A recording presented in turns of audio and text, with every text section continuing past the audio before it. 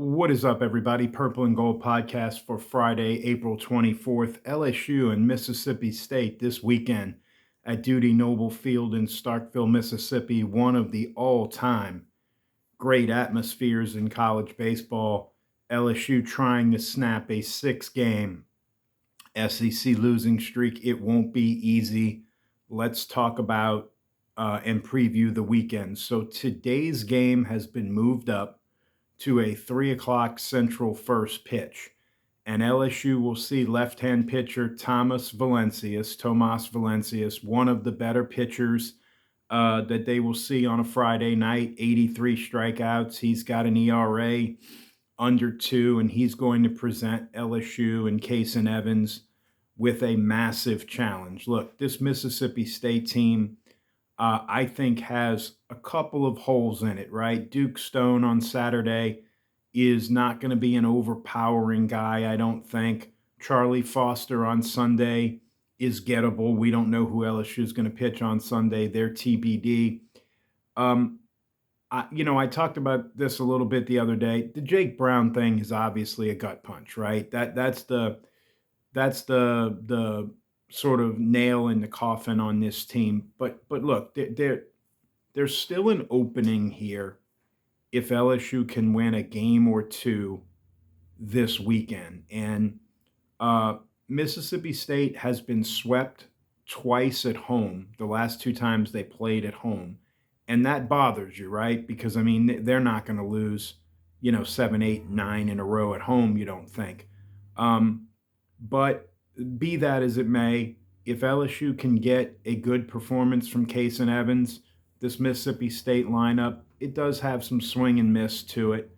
And maybe somehow LSU can do a better job offensively, do a better job at manufacturing some runs.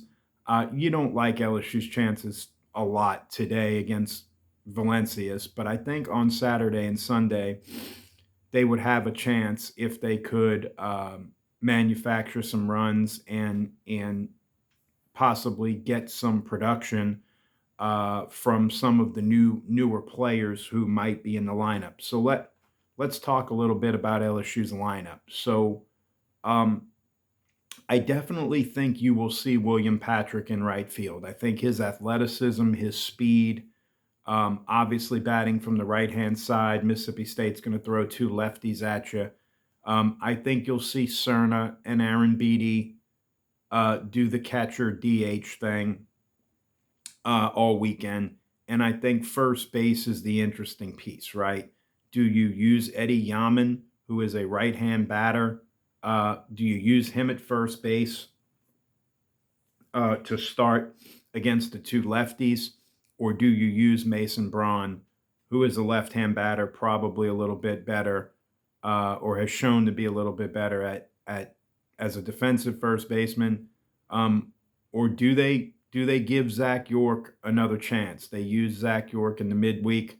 I would not do that, but needing some pop and needing some thump in the bats with the loss of Jake Brown, maybe that is something they do. My guess is you'll see Cerna, Aaron Beatty, and Mason Braun in there, but it wouldn't surprise me if Yaman started, and when you got the lefty out, they went to Mason Braun. In terms of second base, I would imagine Seth Dardar would play second base if he was healthy enough to play. I don't know as of the time of this recording if he is healthy enough to play. Trent Caraway did come back from the cut on his finger or hand or whatever it was that was hampering him the last 2 weekends. He did play in the game Tuesday night against UNO. He could conceivably be an option at second base. And then, of course, there's Jack Ruckert, who is probably the guy that I would play. Here's my take on the William Patrick, Jack Ruckert, Eddie Yaman, Omar Cerna, Mason Braun, those type of guys. If LSU's not going to make the NCAA tournament, LSU's got, 15 games, 16 games left in the regular season, and then, maybe 1 or 2 games in the SEC tournament. You've got to gain something out of this. And what I think you can gain from this is playing some guys who clearly have the eligibility to be on the team next year, right? And getting these guys some competitive at bats to determine A, do you want them on the team next year, right? B, what is their development and on down the line. Whereas, no offense to guys like Zach York and Trent Caraway and you know Braden Simpson, those guys are not going to be on the team next year. So I don't. I just I guess you could try to make a last stand this weekend. And look, Jay's not going to punt on the season, and I don't mean to imply that playing Eddie Yaman or Jack Ruckert or William Patrick is punting on the season.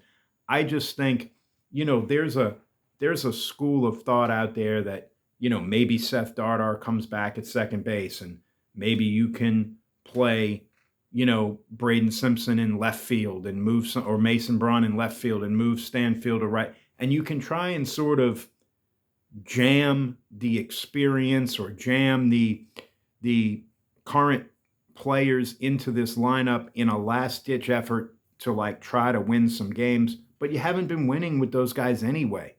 No offense to Trent Caraway or Zach York or Braden Simpson, they haven't proven to be winning players. So in my mind, I want to see LSU gain something from these last 16 or 17 or so games.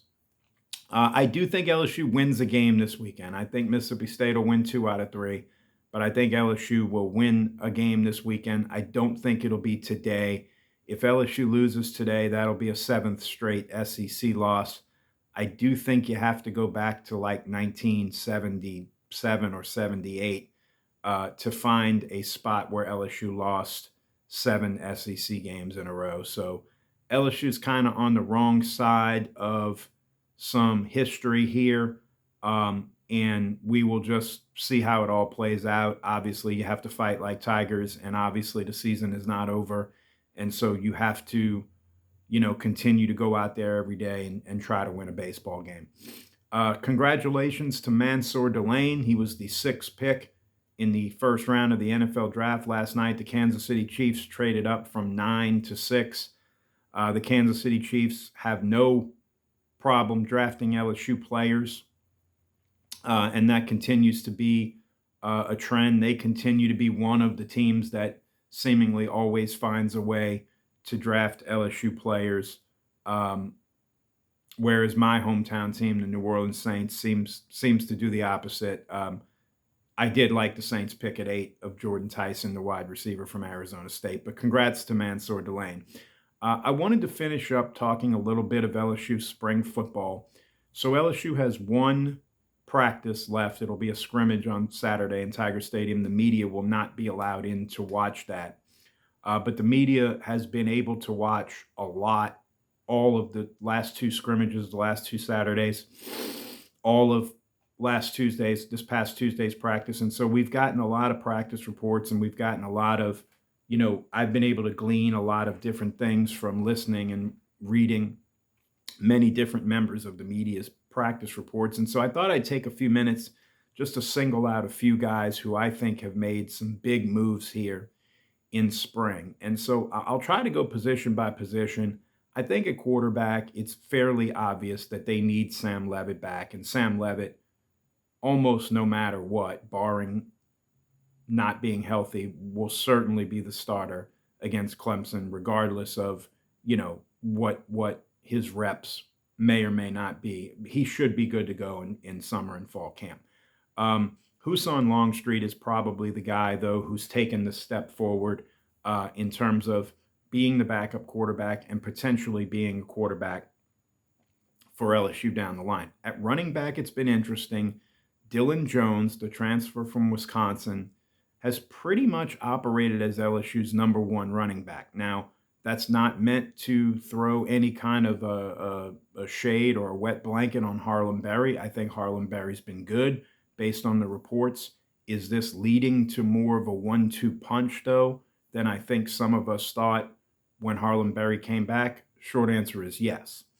Offensive line has been interesting. So probably the guy who has had the biggest rise in this spring football period is Bo Bordelon. Bo Bordelon is a fifth-year offensive lineman. He's never been a starter. He's never really even played. It appears as of now, going into the end of spring, he has beaten out Devin Harper as the starting left guard. He had another big practice on Tuesday. Bo Bordelon is probably the number one riser out of this spring football camp. I think if LSU had to play a game on Saturday, it would be Jordan Seaton at left tackle, Bo Bordelon at left guard, Braylon Moore at center, Alou Ba at right guard, and Weston Davis at right tackle. Shout out to Weston Davis. He seems to be holding his own at right tackle.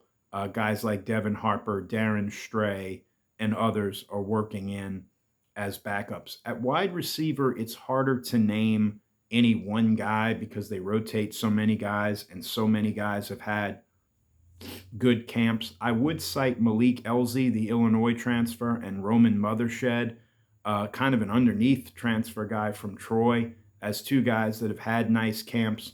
I'll just say this right now. I think LSU is going to rotate 7, 8, 9 receivers fairly consistently outside of Trey'Dez Green and maybe Jace Brown, the Kansas State transfer. I don't know that there's going to be guys who catch 7, 8, and 9 passes in a game. It's not the offense that they run. They're going to rotate a lot of wide receivers. On the defensive side of the ball, on the defensive line, I think there are two guys. Deuce Gerald's, the true freshman defensive tackle, has basically been a starter from day one. He's been a terror. He's been a menace. You have to be excited about his trajectory. Richard Anderson, another true freshman alongside him, has been good too. And on the edge, give Dylan Carpenter some credit. You know, LSU lost Gabriel Relaford to the torn ACL. Jordan Ross and Prince Willuman Mielen are going to start. But Dylan Carpenter, another Louisiana guy, a fourth-year player from Santa Ma, he played a little bit last year. He's been pretty good out there on the edge. Give him some props. On the linebacker core, it's basically been TJ Dotery and Devon Keys. Whit Weeks finally came back to a full practice on Tuesday. The linebacking core was the one spot on the team where they basically returned everybody. Keys, Weeks, all of the true freshmen, Charles Ross. And then, of course, they added, Dotery, who's the SEC's leading tackler. So they should be fairly set at linebacker. And then in the secondary, there's two guys I want to single out. One is a safety, Jace Thomas, redshirt freshman from Destrehan. They've sort of had to sit to Marcus Cooley a little bit due to some nagging injuries these last week or 10 days or so, and he's been in there a good bit. And then Haven Finney, true freshman at corner, reclassified, graduated early, probably should still be playing high school football. He's really held his own. I think he has a chance to push Jakeem Jackson in fall camp for that third cornerback spot. We know PJ Woodland and DJ Pickett are going to be the starters. They need a third and fourth cornerback, though. Obviously, they lost Aiden Anding to an Achilles tear. He was a guy who was coming on. That was a big loss. So Haven Finney is the guy I'll single out at cornerback. Everything looks good out there on the Ponderosa, though. Got to make sure we get Sam Levitt healthy and back, and we got to make sure we don't lose anybody else here at the end of spring and then through the summer and fall. And look, tomorrow it'll be 133 days away. 19 more Saturdays until LSU and Clemson tee it up in Death Valley. Normally we around these parts, we don't start looking ahead to football until mid to late June because the LSU baseball team has cooperated. Unfortunately, this year that may not be the case. We might be looking ahead to football on Memorial Day unless LSU can do something unforeseen here and make a run on the baseball diamond. But we'll be watching all the games and we'll be here to cover it for you. And we hope that LSU can get a win today and maybe take this series from Mississippi State. Please like and subscribe. Please subscribe to the channel if you're watching this video. It really helps me out on YouTube. You can follow me on Twitter at RobG1124. As always, be good to one another. Enjoy your weekend. Always boot up. And always, always, always, go Tigers.